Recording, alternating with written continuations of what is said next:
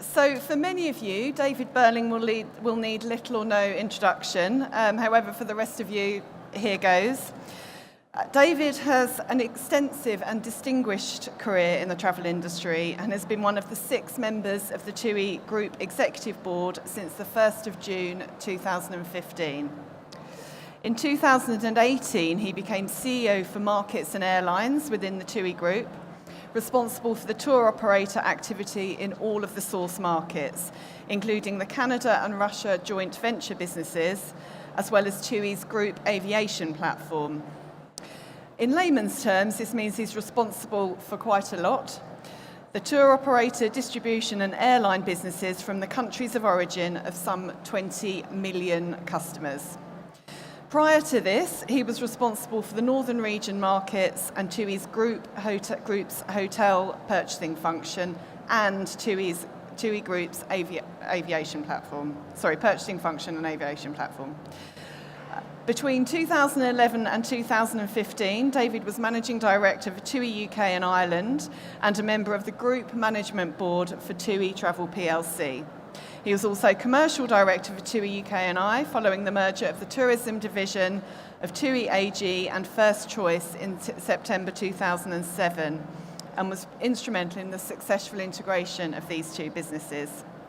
David started his career at Thomson Holidays in 1990 and worked across the business, building his knowledge and expertise, as well as really great connections in the industry. But his achievements don't stop there. Outside work, David is married with 3 teenage children who, he says, are a bigger challenge than most things at work, and probably explain why he spends so much time at work. He's a keen skier and one of the very few Preston North End fans.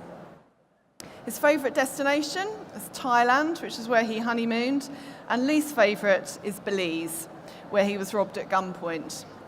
So without further ado, can I welcome David to the stage? David Burling.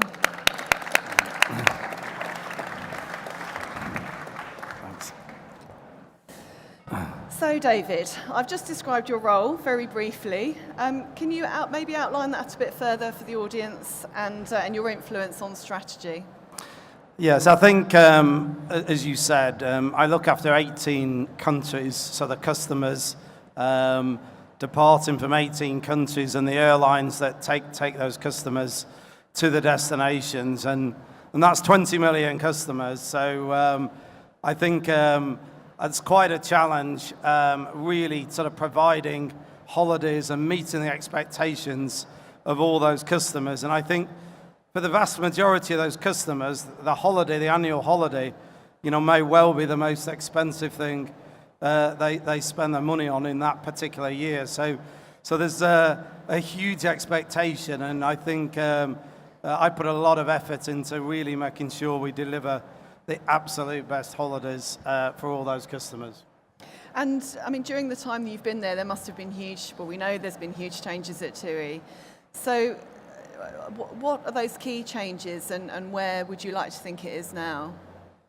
I think a lot of people think of TUI maybe as just a tour operator and a travel agency business, but more and more over the years we've become a business where we're really developing, the product, the concepts, the destination experiences. So a lot of investment going into sort of really shaping the product that the customer experiences.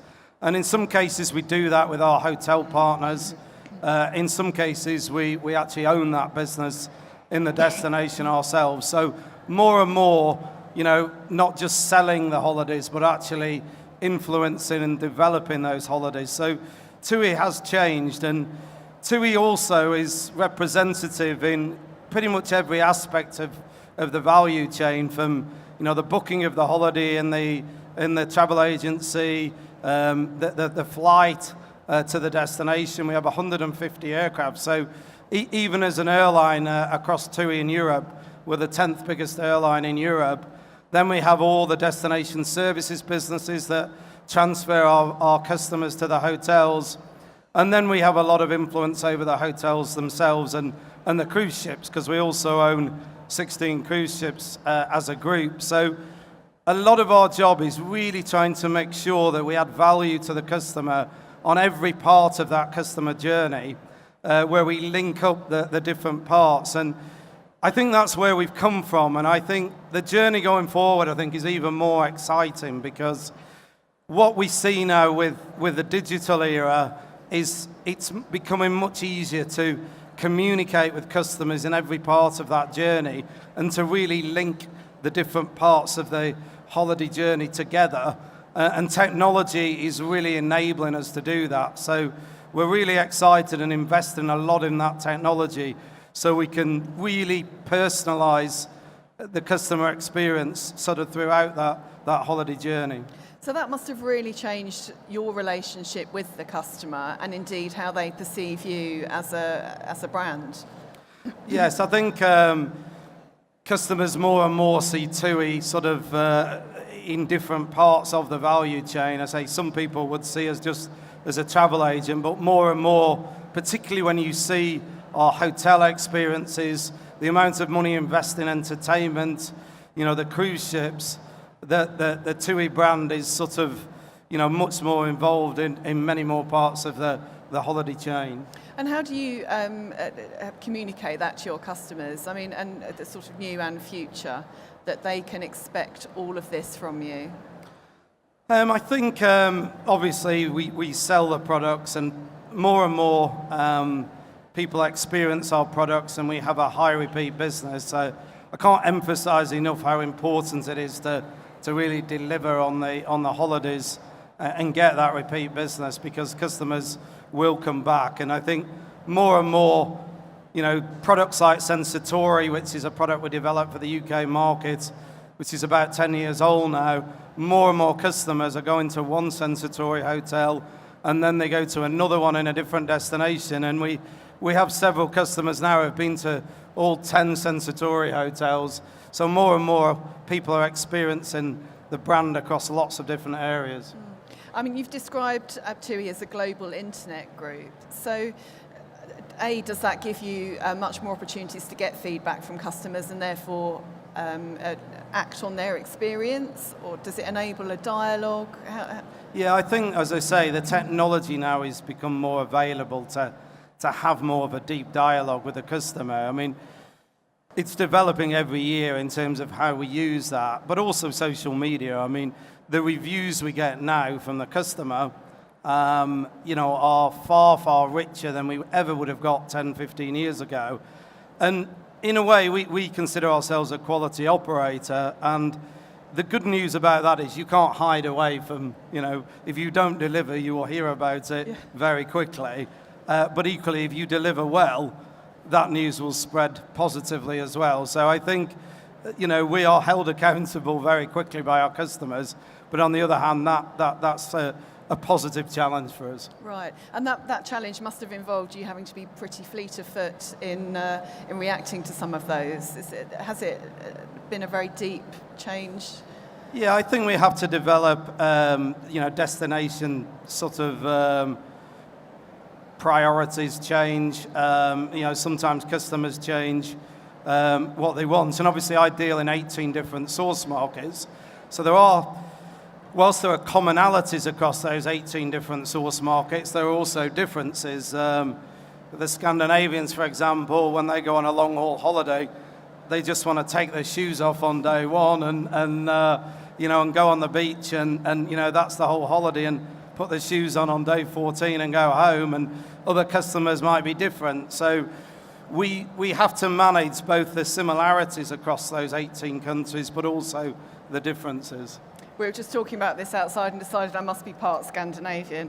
But so I mean, that huge scale that you have to deliver holidays to, I think you described it as your approach as mass customization. Is that something that you can explain a bit further to the audience? Yeah, I think more and more we have two challenges. That we have to treat the customer as an individual, and we need to customize those experiences.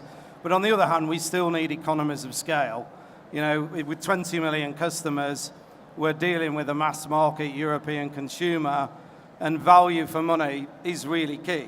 At the moment, oil prices are going up and things like that. So value for money is really key. So the mass is important, the scale to get that value for money, to do things on scale, but then the customization is to tailor those experiences individually. So you may be buying a hotel, but you can customize the experiences. We've just bought an online sort of destination experiences platform called Musement, which offers 35,000 different sets of excursions, attractions, tours, which is allowing us, again, to tailor the customer experience in the destination, not just the hotel, but beyond the hotel to anything you want to do in the destination. And what other advantages does that scale give to the customer? I mean, we talked briefly before about the end-to-end experience and how you can control that. Yeah, I think obviously price is one thing, but the end-to-end means that as an integrated sort of tour operator, we do not cancel customers. So if we have flight delays, and there were a lot of flight delays in Europe this summer with all the air traffic control, we will be responsible for making sure those customers get to the destination. We will provide the flying, whether it's on our own airline or a different airline, and we will get customers to the destination. And we can rebook the hotels, we can change the transfer to make sure that the customer gets to the destination and the customer gets home again, which is, a lot of airlines will just cancel the flight. We, as I say, because we're an end-to-end operator, we will definitely provide, the customer with that holiday, and we can communicate with them as those things are happening. As I say, a lot of the delays this year were caused by air traffic control, which were completely outside our control, but at least we could manage that. Yeah. So because with the size of a company like TUI, you've always had a reputation for high quality, but when you're dealing with kind of such high numbers, I guess that could be at risk. But that ownership helps you maintain that reputation? Yeah, I think, we do pride ourselves in high quality, and I think ultimately the feedback from the customer is the ultimate. We're number one in Europe and have been for many, many years, but we always say we're number one because our customers come back and want to book with us. We're not number one for the sake of it. We like to think of ourselves as number one because customers keep coming back again, and we constantly challenge ourselves with trying to do new things and more things to meet those customer needs. And who are the number 2, 3, 4 and 5? Who are your competitors? We have lots, travel now is very diversified, so we have competitors who are very similar to us, like the Thomas Cook Group in Europe, but then we also have competitors that might be low-cost airlines like EasyJet or Ryanair that may only play one part of the journey, or Booking.com is a big, obviously, competitor, huge international company. We have local online travel agents in a lot of the markets, so there's lots and lots of competitors, and I think we're always aware of what they're doing and curious and maybe copy a few things here and there, but equally we have to manage our own business. We're a market leader, and to some extent we shape the market as well as follow the market. Right.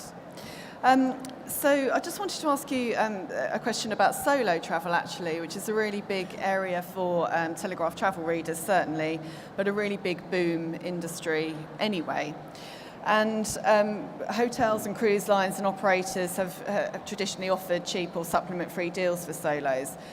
We recently ran an investigation to suggest actually the internet should be making things easier, but it's making travellers making it more difficult for them to find these deals. So whereas in an old-fashioned brochure you might have had a big, lovely star saying solo deal, like you would with child places, they're much less visible. So why is that?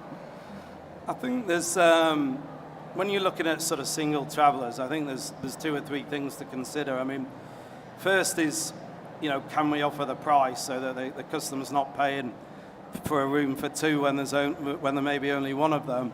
I think the second thing is, can they find the offers that are available? And I think that's the point you're coming on to, that in my view, too many travel websites are very simplified to sell the 2-adult booking.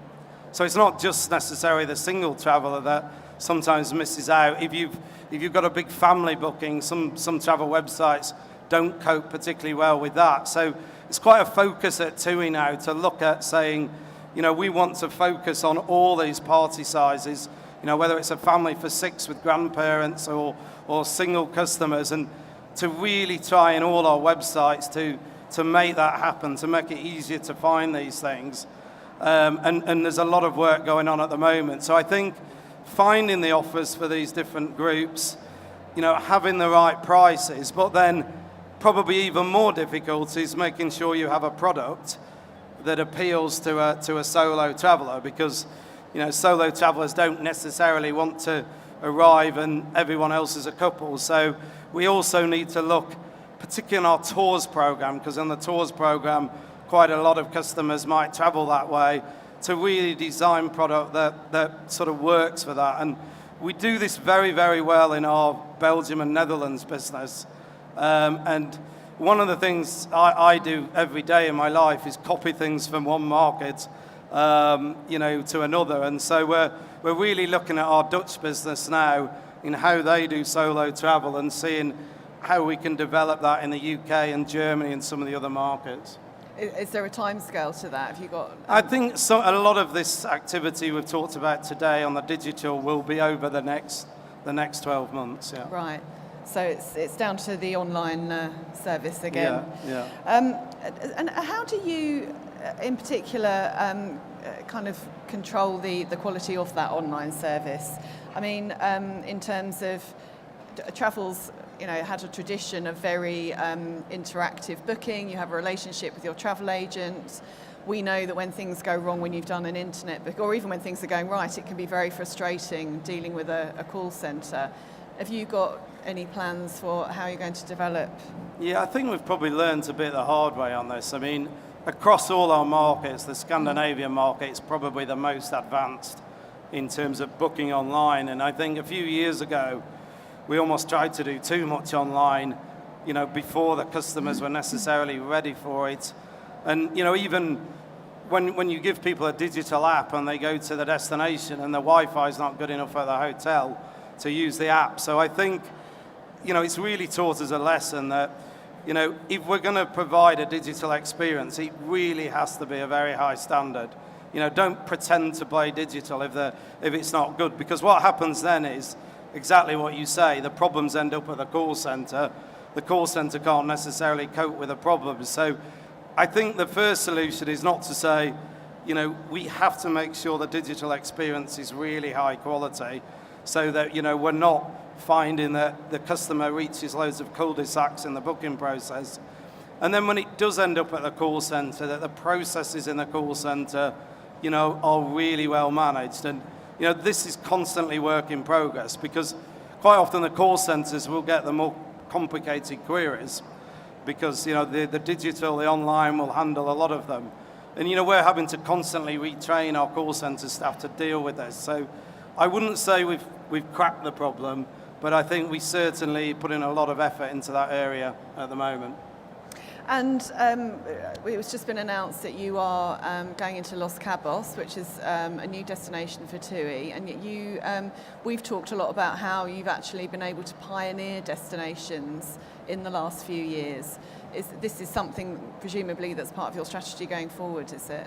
Yes, I think a lot of you will know TUI was the sort of second European airline to get the 787 Dreamliner aircraft, which is a perfect aircraft for long-haul travel to the Caribbean and to Asia. And we got that a few years ago, and not only is that aircraft sort of 20% more fuel efficient, so it's more environmentally friendly aircraft as well, but it's allowed us to go into new destinations. So, we were the first European airline to fly to Costa Rica. We fly to islands in the south of Vietnam. We fly direct to Sri Lanka, to several places in Thailand. So I think, and obviously last week, or this week even, we announced Los Cabos, which is on the Pacific coast of Mexico. 2 flights a week from Gatwick, if anyone fancies it. to Pacific coast of Mexico. Fantastic destination in winter, one of the best places in the world to go whale watching in winter. So a fantastic destination, obviously very popular with the American film stars, and now hopefully very popular with holidaymakers from London Gatwick. And you touched on the environment just when talking about the flights. Is that something, I mean, obviously it's a massive obsession for the industry. Is that something you're hearing a lot about from your customers? Yes, I think, you know, as a big tour operator, we have to be, you know, develop our products in a sustainable and a responsible manner as possible. And I think as a big tour operator, as a big global player, we do have the resources and the influence perhaps to do that better than most. So there is a lot of responsibility, and we've launched you know, a number of sustainability schemes over the years to really build sort of greener and better holidays. And I think particularly in the airline, where, you know, we've got some of the most environmentally sort of friendly airlines in Europe, because our airline fleet is very new. The average age is only 8 years, and I mentioned the long-haul aircraft, but we use the Boeing 737 MAX aircraft, which again is more fuel efficient and therefore more environmentally friendly for our short-haul programs. So in aviation, we've done a lot. In hotels, we've got nearly 1,200 hotels that have got global sustainability awards for sort of being sort of responsible and sort of environmentally friendly. So, and we've also got our in-house charity, the TUI Care Foundation, that's working on sort of social and environmental projects worldwide. So it is a real focus of ours. We've got a really strong person, an advocate, Jane Ashton, who works in the TUI group, who is, you know, anyone who knows Jane will know she really is the biggest advocate of sort of environmentally friendly tourism that there is. So, and presumably that will be very key to packages going forward. I mean, could you describe what a package will look like in maybe 5-10 years' time? Yeah, I think it will follow on from the theme of, you know, value for money. So this scale is going to be more important, but equally, probably the bigger development will be in the customization and the personalization. So technology will allow us to do more and more things for the customer to bespoke the holiday, tailor the holiday, and as you quite rightly say, making sure we do this in an environmentally friendly and sustainable manner. And without giving away some of your new pioneering destinations, what destinations do you think will grow? In Europe, danger of upsetting people now. In Europe, we've seen really, really good growth in Croatia and Montenegro. This was an area that was very big 20, 30 years ago, you know, and is a fantastic destination. And there's a lot of new products opening in that part of the world. So closer to home, that's a big growth area. We're seeing some of the destinations that had some challenges, like Turkey, really come back, you know, and Turkey's growing. And then in long haul, I think we will see further growth in Asia. Thailand, as I said earlier, is one of my favorite destinations, and I think, you know, we will see more growth in Thailand, Vietnam. So I think, you know, in West Africa as well, there's much more professional tourism activity starting in West Africa, which will be another development over the next 10 years. And I mean, obviously, much closer than that, we assume we've got Brexit looming. What are your views on how that's going to affect us? Yeah, I think the big question. I think the simple answer to this is obviously we obviously need more clarity to really precisely say how we'll respond to it. But an organisation as big as TUI has obviously got a lot of plans and preparations to sort of cater for whatever scenario comes at us with Brexit. As I said, we pride ourselves in making sure that all our customers get onto their holiday and come back again. So our standards are very high in dealing with customers, and therefore our standards in preparing for Brexit are very high, but as the rest of the UK population, we do await more clarity on the specifics. Yeah, sure. So my favourite question, what has been your biggest mistake, David, in your career, and or your harshest lesson learned? When we do travel promotions, we often sort of think, how are we going to promote a particular sort of destination or region of the world? And we set up a new cruise program in the Crimea, and we were saying that we weren't so sure how many people in the UK had heard of Crimea, and in particular Sevastopol, which is the sort of capital of Crimea and a very interesting city. So we spent weeks and weeks thinking how we're going to promote Sevastopol because nobody knows about it. And I think about 2 days before we launched this, Russia invaded Crimea, and the whole world knew where Sevastopol was. But so we had no problem explaining where it was. But obviously, I think the story really shows how quick travel changes, and you know, you can have all the best plans and intentions, but things can change very, very fast in this world. And do you have a moment or something that you're most proud of, a decision that you made or something that you brought in? Yeah, I think I mentioned the Sensatori Hotel program. This is a 5-star concept we developed for the UK market about 11 years ago. And I remember sat in a hotel room in London, and we were thinking, is this 5-star product just too ambitious a project? And we questioned whether we should go ahead or whether we should not go ahead, and could we deliver the expectations? And I think about 11 years ago, we decided to go ahead with this project, and I'm very proud about how that program has really developed and really taken the TUI brand up because we often did a lot of development in 4-star property, but I think that was the proof that we could develop 5-star property as well. And I also mentioned things like the 787 Dreamliner aircraft, which we're very proud of in terms of our long-haul operations. So there are numerous things.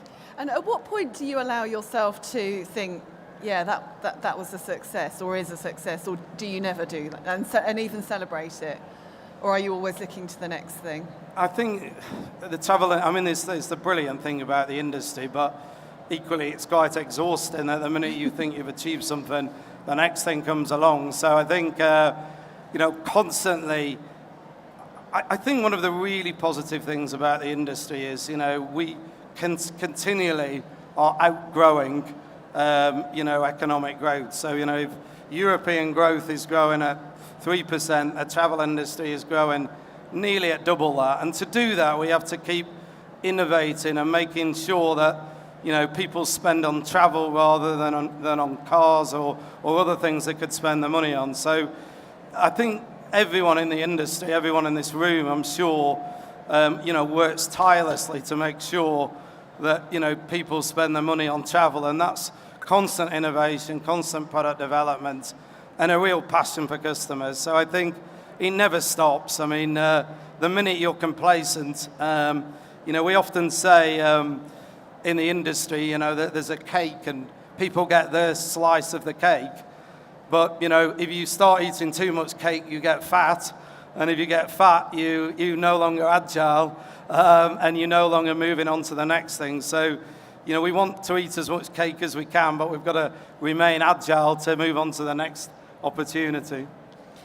At this point, we're talking about the industry. Let's throw it open to you. Has anyone got any questions for David? There's a roving mic somewhere. I've got one here. I thought there was a roving mic, perhaps not. Thank you. Hello?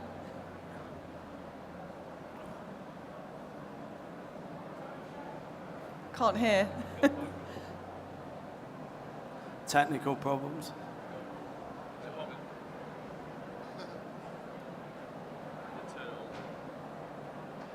I could walk around and ask the questions, I suppose. 2-2.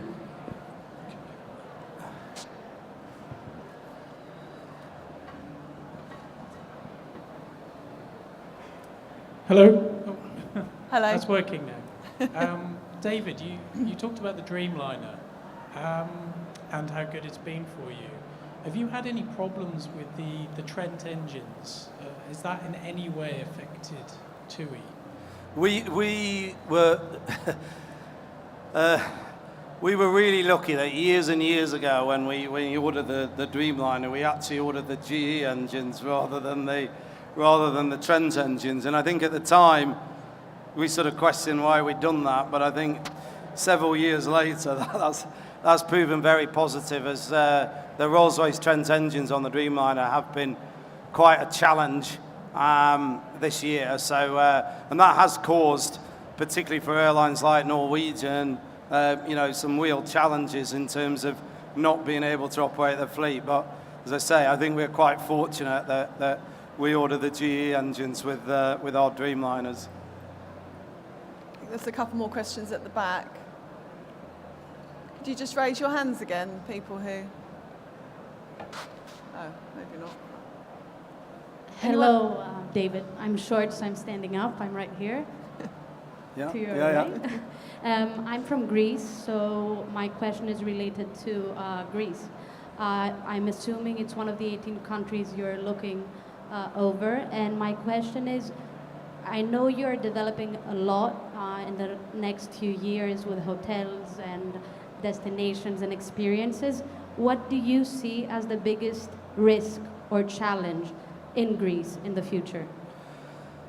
In Greece, I think Greece has done incredibly well over the last few years in terms of the obviously there was the crisis a few years ago, but the investment in the hotel product, we've got our own joint venture hotel company in Greece with Atlantica Hotels, and they've put huge investment into the quality of the product, 4- and 5-star hotels in Greece. So I think we are really happy with how the product in Greece has developed over the years. I think the challenge is always, keeping that up. I think because Greece has had 1 or 2 years, for Greece not to be complacent. Obviously, I mentioned earlier, Greece has had some very good years because Turkey, perhaps one of the major competitors, has been a bit subdued.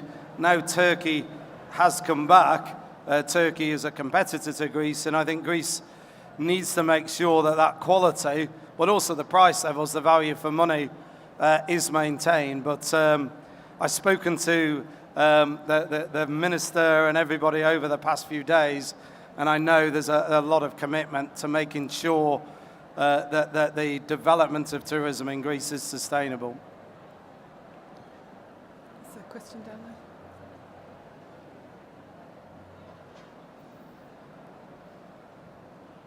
Hi, David.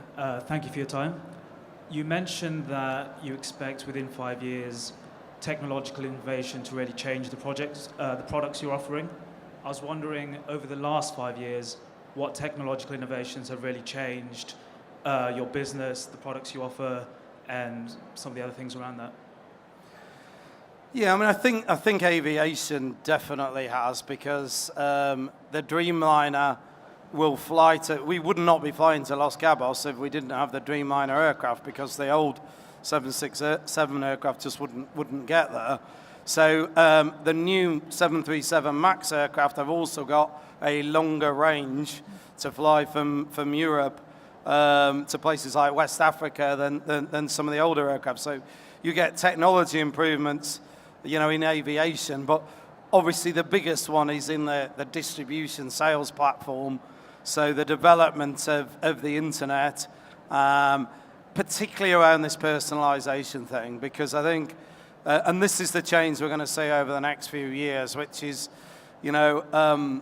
instead of marketing to the masses where, it's very broadcast marketing, more and more we can tailor the marketing to the individual needs of the customer. So having more knowledge about the customer and being able to tailor, the experiences to that particular customer, I think is happening now, but I think you'll see much further improvements in that over the next few years.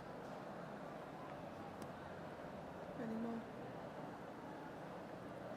Lots of questions. I can't actually see where the mic I know, is, so though. dumb. Yeah, the mic's up here. To Mike as well. David, could I come back to the Brexit situation?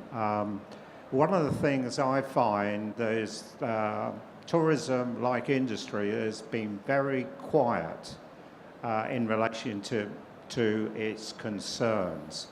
As we now are within probably a few weeks, which could be either no deal or a deal which is not great, how have you conveyed that to government in relationship to the risks with regard to your operation? I mean, without going into real detail specifics, we have had a lot of meetings as TUI Group, but also as the UK travel industry, you know, with the relevant authorities and ministers about, you know, what we want, sort of the minimum, how we put that together, but also in Europe as well, because this is not just about the authorities in the UK. So there's been a huge amount of influence, but as you quite rightly say, you know, that we're still await clarity on exactly the shape of that deal. So, but it's certainly not through the UK travel industry not interacting with the relevant bodies.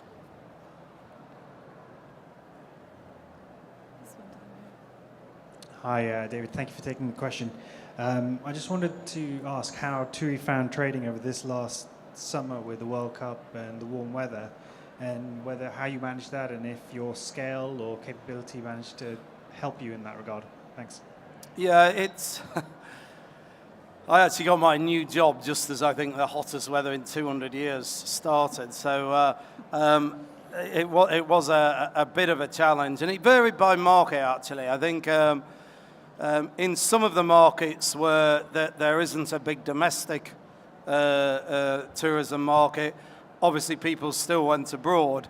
If I look at our French market, where obviously there's a huge coastline in France for people to go on holiday in France, and you know, maybe in Scandinavia where a huge proportion of the population have access to their holiday homes on their lakes, it did have more of an effect. But you know, over the years, you know, TUI has sort of developed sort of, you know, we've dealt with a lot of incidents and issues over the years. So you know, the volcanic ash crisis and all these sorts of things.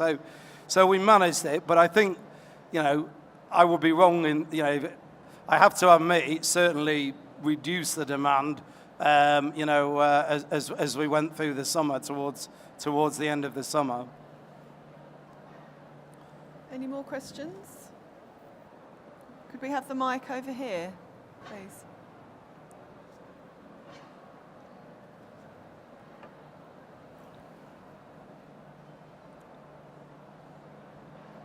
What sort of, do you see any change in the mix of holidays people take? Will there be a move away from beach holidays to, for instance, city breaks, adventure holidays, that sort of thing? Do you see any long-term changes like that?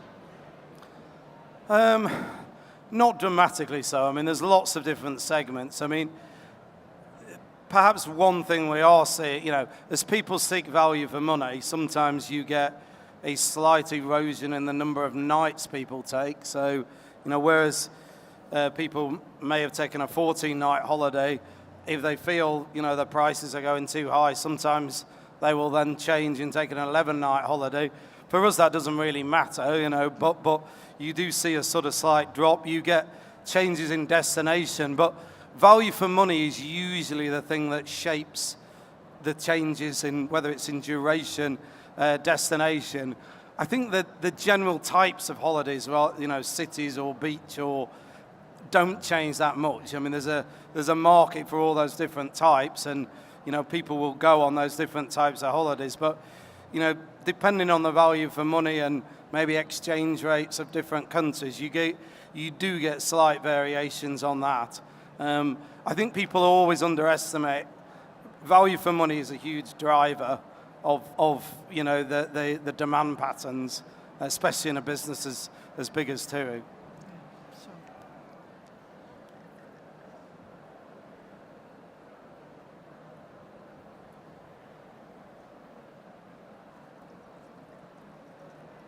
Hello, David. Thank you for taking the question. In the past years, we've seen and we've heard that this is the age of information, that anyone, through his mobile phone, through the internet, everyone can get information about anything. Do you think that the millennials, at the moment they are starting being active in traveling, will be able to change the scenery of travel? I mean, we've seen people booking by their own the planes, or booking the accommodation through TripAdvisor, for example, by reading critics, etc. And there are people believing that, okay, the traditional tour operator or travel agent won't be so much in need in the forthcoming years. What do you think about that? I think, you know, I mentioned earlier, you know, our competitive set is very wide and includes people who might book in different ways, but you know, people have been saying to us at TUI for about 25 years, you know, everything's going to change. And I think, you know, what the customer ultimately is looking for is value for money. So, you know, whoever can provide that value for money quality equation will win the customer, and they may do it in different ways, Booking.com doing it in a different way to TUI, but I think we've just got to keep delivering the best quality, the best price equation for the customer, you know, and we will get our share of the market. I think the digital thing is really important. I've talked a lot about how the digital, you know, changes will shape customer behavior, but I do think in the travel industry we must remember that, you know, customers are going for a sun and beach holiday. You know, the digital is an enabler to sort of getting the most out of that holiday, but ultimately they want to lie on the beach and in some cases get away from the digital world they have, you know, in 40 weeks at home. So, you know, we've got to remember we are selling dreams and travel experiences. So, yes, that information will play a role, but I do think there's a role for lots of different players in this market. It's a very diverse market. I think we've got time for one more question. Thank you. Yes. Hello, Jürgen Bachmann from France. We heard a lot about experiences, and I just wondered, we hear a lot that airlines announce or go more and more into fully fledged operations, offering hotels, offering rent-a-cars and so on. They give themselves the technological platform to do so, NDC. And we hear that there are experienced tours and activities providers who are getting more and more on internet-based platforms. And we heard that TUI obviously went into this kind of segment. Are you operating over there as a challenger, as a leader? How would this move to be interpreted in your corporate strategy? I think obviously France is one of our markets, and we operate. Again, we have a big influence over the product we offer, you know, to the French customer. I think probably France is one of the markets where there's more diversity of anything in terms of the booking method. So tour operators aren't as big, perhaps in France, and never have been, as they are in some of the other markets. But you know, we are market leader in the club hotels, so where we're developing the destination experience, the club hotels for the French market. And as I said, we're also trying to really tailor those holidays. I mentioned the destination experiences platform we've just bought, Musement, which is allowing us to really combine, and customers can personalize their holiday with, you know, up to 35,000 different tours, attractions, excursions. So I think TUI is playing in all those markets, as I say. With all our markets, not, you know, I look after 18 markets, they're all a bit different, but equally they're all very similar in terms of, you know, value for money and quality are common across every single market. There are some other things that are a bit different. Thank you for all your questions. I'm sorry we can't fit any more in. David, just to finish up, we've talked a lot about TUI, we've talked about the industry. What's next for you? What does the future hold? I think when I arrived at TUI, I started 28 years ago.